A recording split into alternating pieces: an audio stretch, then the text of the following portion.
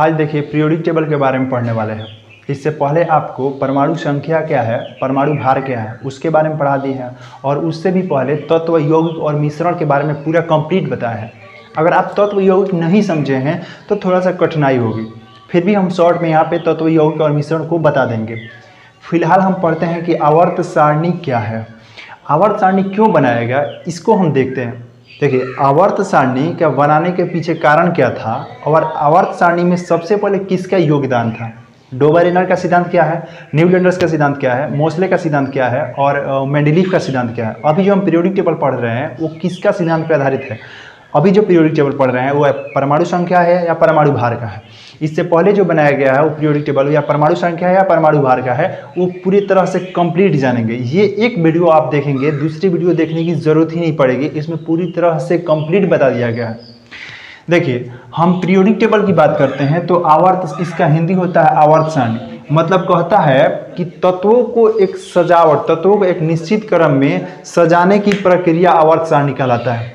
तत्व क्या है, तत्व बताए थे कि जो मान लीजिए कि पदार्थ है वह शुद्ध अमृत जो केवल एक ही प्रकार के परमाणु से मिलकर बना है, वो तत्व है। पहले इसको देख लेते हैं थोड़ा हल्का फुल्का, तब हम इस पे चाल ध्यान देंगे। तत्व यौगिक और मिश्रण, जैसे मान लीजिए तत्व क्या है, तो पदार्थ का शुद्धतम रूप है जो एक ही प्रकार के परमाणु से मिलकर बना है। कैसे पता चला कि एक ही प्रकार के परमाणु से मिलकर बना है, नहीं समझ में आ रहा है तो जितने भी आवर्त सारणी में जितने भी जो भी है वो समझ लेंगे तत्व। मतलब जो छूटा साण की तरह घूम रहा है वो क्या है, तत्व है।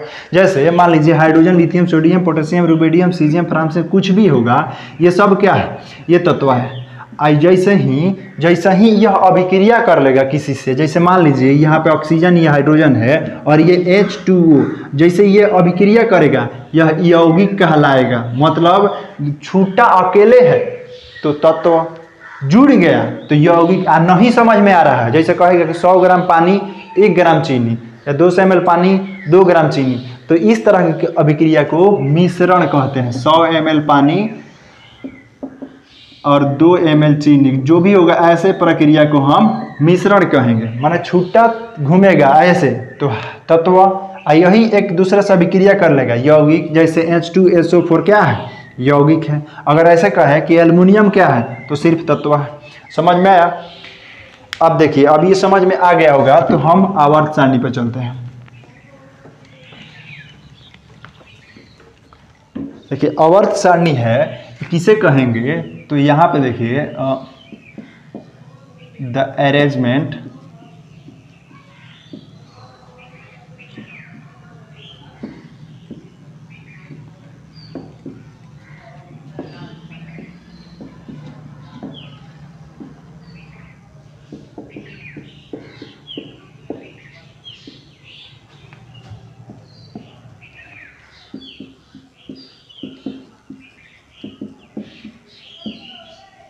इसको हिंदी में बोलेंगे तत्वों को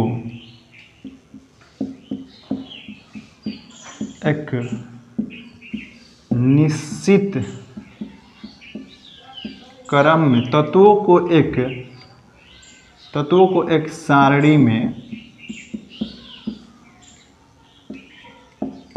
निश्चित क्रम में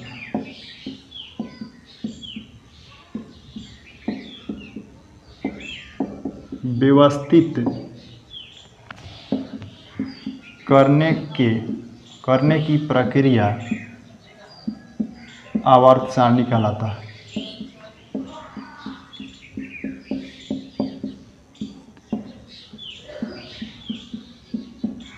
अभी जो आप समझे कि तत्व क्या है, मैंने जो अकेले है वो क्या है, तत्व है। Hydrogen, lithium, sodium, potassium, rubidium, caesium, francium, beryllium, magnesium, calcium, strontium, barium, radium, carbon, silicon, germanium, tin, lead, nitrogen, phosphorus, arsenic, antimony, bismuth, oxygen, sulphur, selenium, tellurium, polonium, hydrogen, ये सब क्या है, ये सब तत्व है।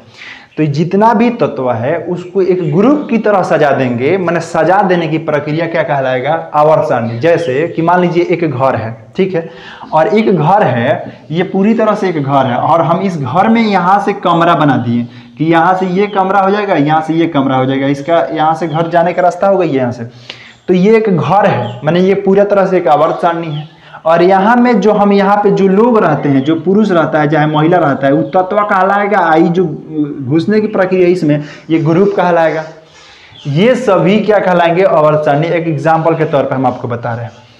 तो वो बोल रहा है the arrangement of elements in a table is known as periodic table, माने तत्वों को एक निश्चित क्रम में एक सारणी में सजाने की प्रक्रिया पीरियोडिक टेबल कहलाता है। अब हम देख लेते हैं कि जो इसमें कौन कौन वैज्ञानिक जो है इसका माने उच्चारण किया था। देखिए पहले जो था डोबेरेनर, फिर दूसरा वैज्ञानिक आया न्यूलैंडस, और फिर तीसरा वैज्ञानिक आया मेंडलीव, और फिर चौथा जो वैज्ञानिक आया वो आया मोसले। हम आपको बता दें कि जो डोबेरेनर और न्यूलैंडस और मेंडलीव जो था, ये तीनों का नियम फेल हो गया, इसलिए क्योंकि यह तीनों कॉपी कर दिया था। और ये लास्ट वाला जो मोसले का है, अभी हम वो वही पीरियोडिक टेबल पढ़ रहे हैं। मोसले का जो पीरियोडिक टेबल है वो हम पढ़ रहे हैं। आखिर डोबेरेनर का क्या है हम वो देख लेते हैं।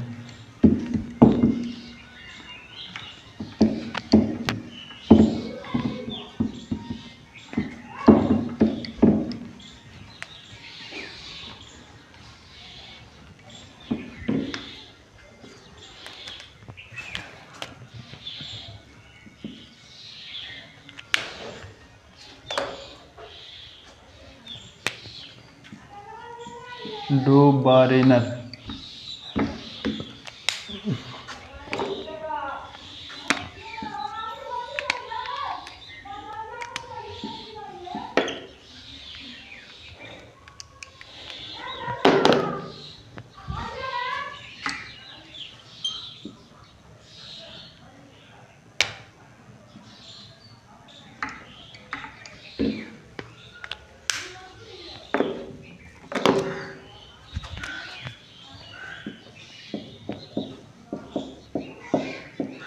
डोबेरेनर पहला जो वैज्ञानिक है डोबेरेनर था। ये जो वैज्ञानिक है ये जर्मन का है।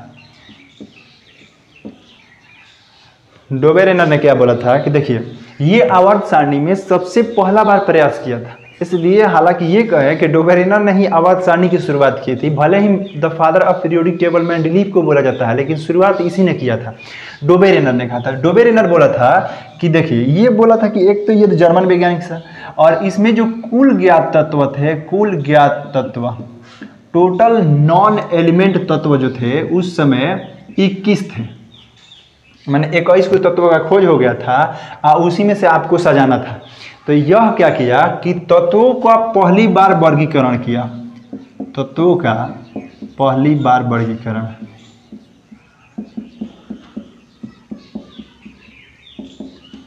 और इसका जो आधार था, आधार परमाणु द्रव्यमान,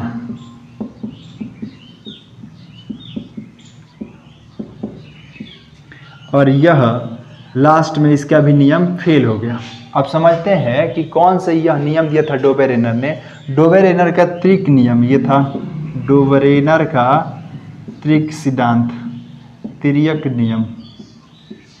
देखिए डोबेरेनर एक जर्मन वैज्ञानिक था और उसके समय में कुल 21 तत्व थे, और यही कहा था कि तत्वों का सबसे पहला वर्गीकरण कौन किया था। क्वेश्चन पूछा हुआ है कि तत्वों का सबसे पहली बार वर्गीकरण कौन किया था, डोबेरेनर ने था। और डोबेरेनर का जो पीरियोडिक टेबल था तो किस पे आधारित था, परमाणु द्रव्यमान पे।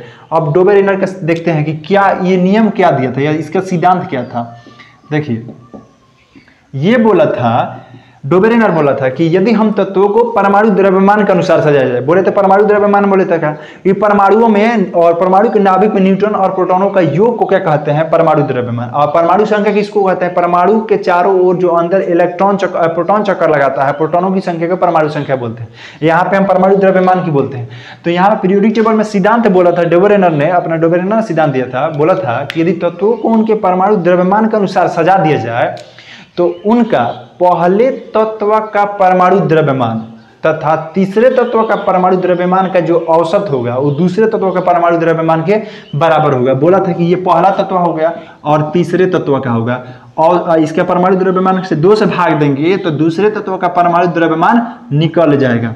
मतलब ये कि अगर हम इसका ये बात करें कि जैसे इसका पीरियोडिक टेबल में पहले तत्व का परमाणु द्रव्यमान मान मालूम हो और तीसरे तत्व का परमाणु द्रव्यमान मालूम हो और 2 से भाग दे देंगे तो दूसरे तत्व का परमाणु द्रव्यमान मालूम पड़ जाएगा। और इसने इसी के अनुसार त्रिक नियम दिया था, त्रियक सिद्धांत, त्रियक नियम, जिसे कहते हैं law of triads, law of triads.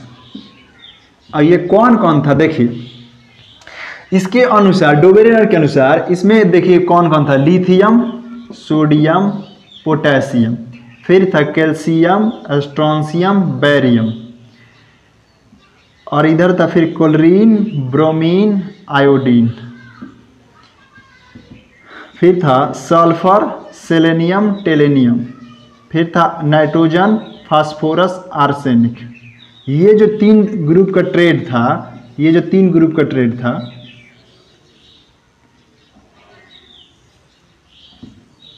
इसे ही ट्राइड्स रूल बोला गया। तो बोलता है कि पीरियोडिक टेबल का त्रियक सिद्धांत किसने दिया, मैंने 3 सिद्धांत, मैंने 3 गुप्त तत्वों को कौन सजाया था, वो कौन सजाया था, डोबेरेनर ने सजाया था। और डोबेरेनर ने क्या बोला था कि अगर मान लीजिए कि इसका हमको मालूम है परमाणु द्रव्यमान और इसका मालूम है परमाणु द्रव्यमान, तो दोनों के निकाल का 2 से भाग दे देंगे तो सोडियम का परमाणु द्रव्यमान मालूम पड़ जाएगा। बोला था कि यदि तत्वों को परमाणु द्रव्यमान के अनुसार सजाया जाए तो पहले तत्व का परमाणु द्रव्यमान तीसरे तत्व का परमाणु द्रव्यमान का जो औसत होगा वो दूसरे तत्व के परमाणु द्रव्यमान के बराबर होगा। और यही ट्राइड्स रूल दे दिया। हालांकि यहाँ पे ये फेल हो गया, मैंने आर्सेनिक के बाद फेल हो गया, लेकिन ये कहें कि पूरी तरह से सक्सेस ये 3 ग्रुप था यहाँ तक, क्लोरीन, ब्रोमीन, आयोडीन, ये lithium, sodium, potassium, calcium, strontium, barium और क्लोरीन, ब्रोमीन, आयोडीन, यहीं तक ये सक्सेस रहा। अब बाद में इसे फेल कर दिया गया। फेल करने का कारण क्या था कि जो इसके बाद आर्सेनिक के बाद जब लगा रहे थे तो पहले और तीसरे तत्व का जब परमाणु द्रव्यमान का औसत मैंने